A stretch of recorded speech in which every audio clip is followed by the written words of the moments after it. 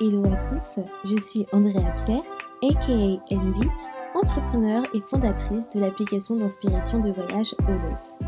Aujourd'hui, je ne vous emmène pas voyager, mais je vous guide vers le chemin de la positivité pour une vie meilleure et une meilleure humeur avec The Feel Positive Podcast. Ce podcast vous accompagne au début, milieu ou fin de journée pour vous apporter des bulles de positivité et une dose d'énergie dans ce monde bien mouvementé. Il n'est jamais trop tard pour se sentir positive et développer un nouvel état d'esprit pour changer votre vie. Alors restez connectés, il est maintenant l'heure de discuter et de positiver.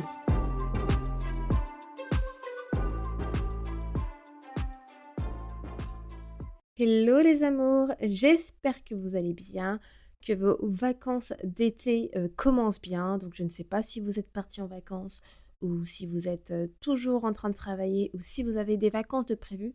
Mais quoi qu'il en soit, j'espère que tout se passe bien dans votre vie et que vous allez pouvoir profiter donc de prendre du temps pour vous et prendre du temps pour décompresser. Donc on se retrouve aujourd'hui pour l'épisode 37 du podcast, donc avant-dernier épisode avant la pause estivale. Et oui, on arrive bientôt du coup au mois d'août. Et comme l'année dernière, donc pour ceux qui me suivent depuis l'année dernière, le mois d'août, c'est la pause du podcast pour profiter pleinement des vacances d'été. Donc aujourd'hui, je vais aborder le sujet des croyances limitantes, un sujet que je trouve très important et qui est nécessaire à aborder pour votre développement personnel. Pourquoi ? Parce que il est important d'identifier ce qui vous bloque et ce qui vous empêche d'atteindre votre potentiel. Donc, déjà, commençons par le commencement. Qu'est-ce qu'une croyance limitante ? Donc, si déjà on reprend le groupe de noms, une croyance limitante, c'est une croyance qui vous limite. Donc, qui vous limite à aller de l'avant, qui vous limite à vous épanouir, qui vous limite à atteindre votre potentiel. Plus précisément, on peut dire que c'est un état d'esprit ou une pensée qui va vous freiner. Et en fait, on a tous des croyances limitantes. Ce sont vraiment des idées préconçues que l'on va avoir sur nous-mêmes ou sur un autre sujet. Mais tout ça, il faut savoir que c'est néfaste car ça va entraîner aussi des pensées négatives. Et du coup, si vous avez déjà écouté les premiers épisodes de mes podcasts, vous savez que c'est un cycle vicieux en fait, tout simplement. Donc les croyances limitantes ou pensées limitatives, peu importe, je pense qu'on utilise tous des thèmes différents, elles vous empêchent de saisir les opportunités, que ce soit professionnelles ou personnelles. Elles vous empêchent de passer à l'action, elles vous empêchent d'agir. Et ce sont vraiment des blocages mentaux, en fait, qu'il faut vraiment identifier pour que vous puissiez vous en débarrasser. Par exemple, un exemple de croyance limitante très fréquent chez les femmes, ça va être « les hommes sont tous les mêmes ». Alors celle-ci, on n'y échappe pas. Moi-même aussi, j'ai eu cette croyance limitante et il doit y avoir encore plus de la moitié des femmes qui ont encore cette croyance limitante aujourd'hui. Si vous vous dites que les hommes sont tous les mêmes, lorsque vous rencontrez un nouvel homme, lorsque vous allez en date, vous allez avoir la conviction que cet homme-là n'est pas différent des autres hommes que vous avez fréquentés. Donc dans votre tête, vous allez déjà indirectement avoir des idées préconçues sur cette nouvelle rencontre, alors que la personne, vous venez simplement de la rencontrer. C'est-à-dire qu'à chaque action que cette personne pourra faire, ou chaque chose que cette personne pourra dire, vous allez sûrement comparer cette personne à une ancienne histoire amoureuse qui n'a pas fonctionné et qui vous a blessé et qui du coup a forcément augmenté la croyance limitante que vous avez sur les hommes. Donc ça, c'est vraiment une croyance typique. Mais il y en a plein. Et chaque individu peut en avoir une dizaine ou plus des croyances limitantes. C'est pas limité qu'à une seule. Parce que ce serait trop beau si on n'avait qu'une seule croyance limitante. Mais en fait, vous en avez encore plein que vous n'avez pas conscience. Donc une croyance limitante va vraiment affecter votre santé mentale et peut aussi diminuer l'estime de soi. Car vous pouvez avoir des croyances limitantes sur vous-même du style je ne serai jamais compétente pour faire ci ou pour faire ça. Du coup, c'est cette petite voix dans votre tête, c'est ce petit diable qui va vous dénigrer, qui va vous rabaisser et qui dit rabaisser, dit perdre d'estime de soi, dit perte de confiance en soi. C'est pourquoi vous devez du coup identifier vos croyances limitantes et les travailler. Une des choses qu'il faut savoir, c'est que les croyances limitantes, elles peuvent être vécues en conscience ou de manière inconsciente. Donc ce n'est pas facile pour tous de les identifier. Donc vous pouvez très bien savoir que vous avez des croyances limitantes ou vous pouvez être totalement ignorant ou ignorante de celle-ci, car vous ne saviez pas ce que c'était, par exemple.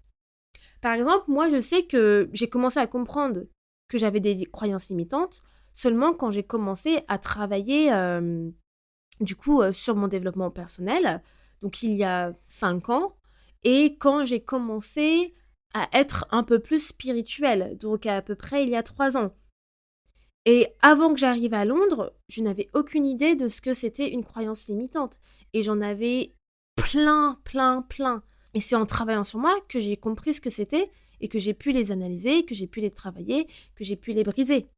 Donc, si vous écoutez cet épisode de podcast aujourd'hui et que vous n'étiez pas au courant de ce qu'est une croyance limitante, vous pouvez donc essayer de les identifier avec la méthode que je vais vous donner à la fin.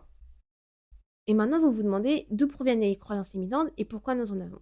Parce que c'est vrai, en fait, si c'est un sujet étranger pour vous et que vous apprenez ce que c'est les croyances limitantes dans cet épisode de Fil Positive, vous vous posez sûrement cette question. On va voir du coup maintenant les différentes sources, éléments d'où proviennent les croyances limitantes. Alors les croyances limitantes, elles se construisent tout au long de notre vie.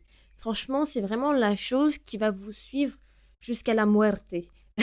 Enfin, peut-être pas jusqu'à la muerte, mais juste pour vous dire que c'est quelque chose de régulier en fait, tout simplement.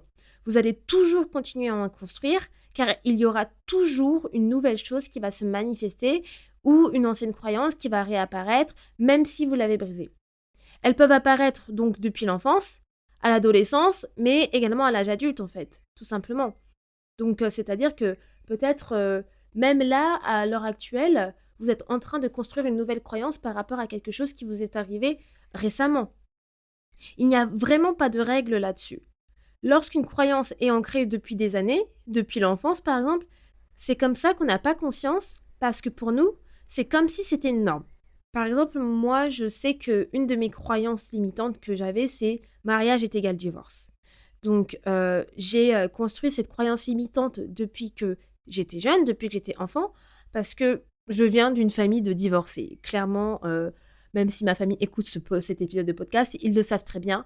Mes parents, ils ont divorcé, j'étais très jeune, j'avais 6 ans. Tous mes oncles, tantes, ils ont divorcé. Donc, en fait, j'ai eu que cet exemple de couple qui se sépare. Donc, je n'ai pas eu de modèle de couple qui s'aime, qui, comme on dit, spread the love autour d'eux. Donc, du coup, pour moi, à chaque fois que je voyais un couple ou qu'une personne allait se marier ou qu'on me posait la question Andrea, tu veux te marier? J'étais là, absolument pas possible. Je ne veux pas me marier du tout. C'est genre, il fallait même pas m'en parler en fait.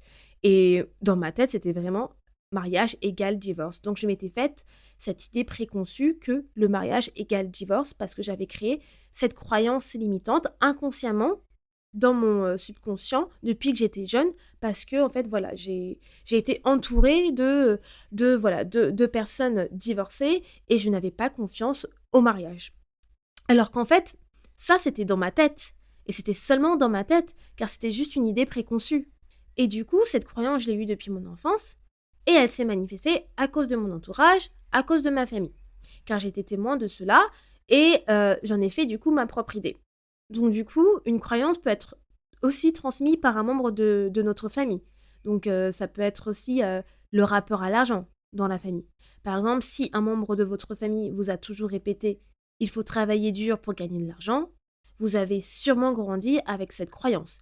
Et vous vous tuez donc à la tâche aujourd'hui pour réussir et bien gagner votre vie. Donc les croyances limitantes, elles peuvent aussi venir des 5 blessures de l'âme. Donc je ne sais pas si vous connaissez les 5 blessures de l'âme. Donc le rejet, l'abandon, l'humiliation, la trahison et l'injustice. Donc c'est aussi prévu que je vous fasse un épisode dessus un peu plus tard dans l'année. Et donc, en fait, ces blessures, ce sont des mécanismes de défense et elles reflètent aussi certaines croyances limitantes. Les croyances limitantes peuvent aussi provenir de votre environnement social. Donc, ça peut être les amis, ça peut être le travail, etc. Les amis, comme la famille, peuvent projeter leurs peurs et leurs croyances sur vous, consciemment ou de manière inconsciente. Quoi qu'il en soit, le résultat, il est le même. Lorsque vous voyez que quelqu'un projette une croyance sur vous, n'hésitez pas à lui dire je sais que ça peut être un peu direct, mais si vous êtes conscient que cette personne est en train de projeter une croyance, il est mieux de lui dire pour qu'elle sache et qu'elle en prenne aussi conscience. Une manière, je dirais, d'aborder cela, c'est de dire par exemple, à la personne, OK, j'entends ce que tu dis, en revanche, bah, ça c'est ta perception, ce sont tes propres peurs.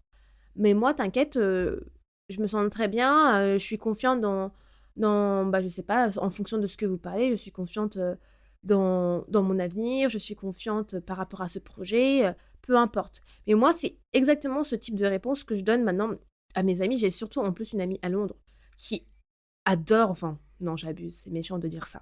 Elle n'adore pas, mais je pense qu'elle est très inconsciente qu'elle renvoie ses peurs et ses croyances sur moi et c'est exactement ce que je lui dis. Parce que du coup, c'est des croyances, ces peurs et ces croyances qu'elle rejette sur moi, ce sont des croyances que je n'ai plus. Et du coup, quand quelqu'un les projette, c'est assez frustrant. Donc, c'est pour ça que je vous dis, c'est mieux de renvoyer l'appareil en disant, en fait, c'est tes croyances, j'entends ce que tu dis, mais ça, c'est toi, ce n'est pas moi. Moi, je suis OK, en fait. Donc, voilà, parce qu'il ne faut pas que vous vous remettez en question, il ne faut pas, il faut pas que ça installe le doute, en fait, en vous, alors que c'est quelque chose que vous avez brisé. Ensuite, il y a aussi le milieu scolaire et la société où nous avons pu, en fait, créer des croyances limitantes.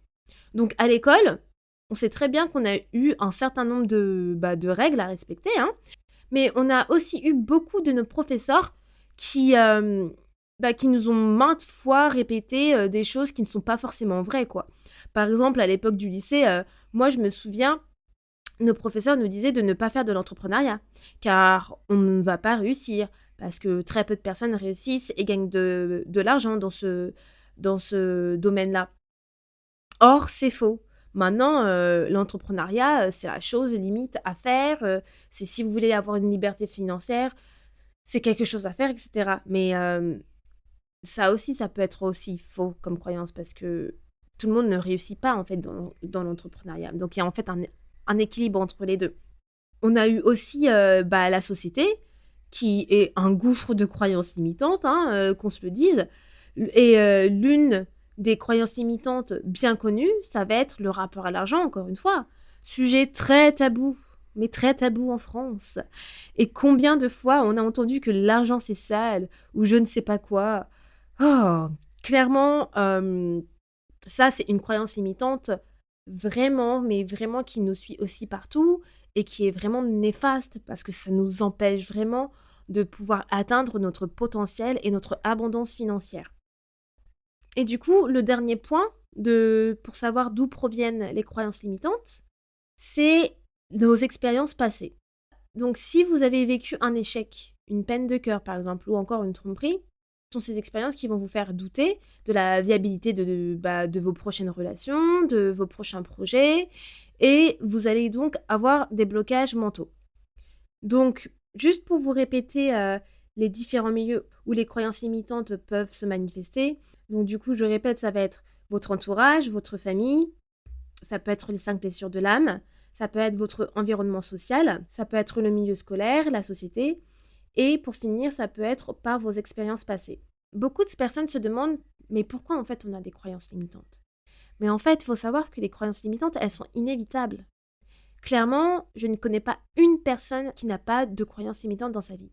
Si c'est le cas, franchement, cette personne, c'est sûrement un alien, franchement, parce que avec tous les éléments que je vous ai cités, d'où proviennent les croyances limitantes, vous pouvez voir que les croyances, elles se construisent de partout et à n'importe quel moment de notre vie. Donc c'est inévitable. La vie, ce n'est pas tout beau, tout rose. Donc forcément, à un moment donné, vous créez des croyances limitantes, même si vous ne le souhaitez pas. En fait, vous n'avez pas forcément le choix.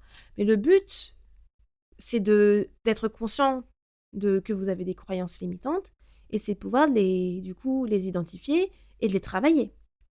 Clairement, comme vous pouvez le voir, les croyances limitantes, elles proviennent de plusieurs éléments, comme je vous ai dit, et j'en suis clairement la preuve réelle. Moi, j'ai eu des croyances par tous ces éléments que je vous ai cités.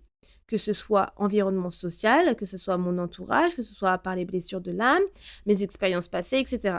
Donc, de l'enfant jusqu'à maintenant, j'ai eu des croyances que j'ai brisées. Et parfois, j'en ai même qui reviennent.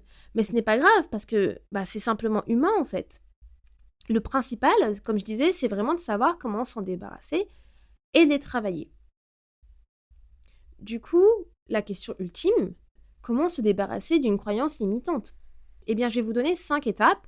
Et en fait, les étapes que je vous donne, ce sont des étapes que moi, j'ai appliquées pour briser les miennes. Et je pense que chaque personne a des étapes différentes. Chaque personne peut-être se débarrasse de ses croyances limitantes différemment. Mais voilà, comme je le dis toujours, on est tous différents. Peut-être que mes méthodes ne fonctionneraient pas pour vous, et c'est OK. Mais on a tous un passif. Et en fonction de votre passif aussi, des blessures de l'âme et ce que vous devez travailler sur vous, voilà, peut-être que la méthode sera assez suffisante, peut-être que ce ne sera pas assez pour du coup se débarrasser de vos croyances. Mais je vais vous donner du coup les 5 étapes qui moi m'ont permis de me débarrasser de mes croyances limitantes. Donc la première étape, c'est de les identifier, surtout si celles-ci sont inconscientes. Donc pour cela, vous pouvez analyser vos pensées quotidiennes lorsque vous parlez du coup avec votre cercle social. Donc posez-vous les questions. Ai-je souvent la même réponse négative face à un sujet? Est-ce que je me braque toujours face à un désaccord? Est-ce que je fais souvent des généralisations? Est-ce que je projette mes peurs sur l'autre? Est-ce que j'utilise des excuses dans mes réponses?